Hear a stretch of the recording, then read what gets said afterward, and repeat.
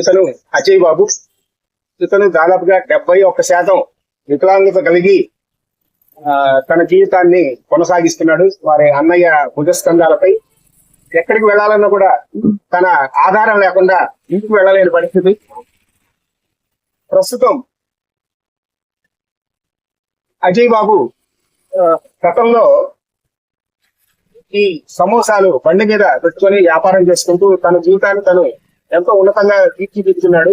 ప్రస్తుతం 9 నెలల క్రితం ఇన్ఫెక్షన్ సోకి ఈ కాలు తీసేయడం వల్ల తను తన అన్న మీద ఆధారపడుతూ సమోసా కార్ఖానాలో సమోసాలు చేసుకుంటూ జీవిస్తున్నాడు.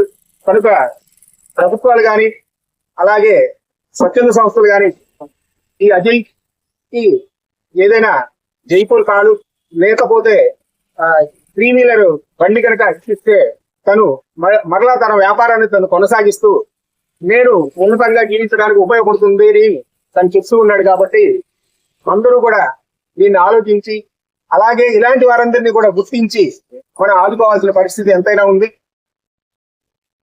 ఈ బాబు గురించి చెప్పిన భారతీయ జనతా పార్టీ ప్రకాశం జిల్లా మీడియా కన్వీనర్ వెనశెట్టి రామునాయుడు ఈ బాబు గురించి మనకు చెప్పడం జరిగింది. మనం అందుకని ఈ కార్ఖానా దగ్గరికి వచ్చి ఇతని యొక్క విషయాలు మనం తెలుసుకొని అందరికీ నేను ముందు ఇస్తున్నాను. ధన్యవాదాలు.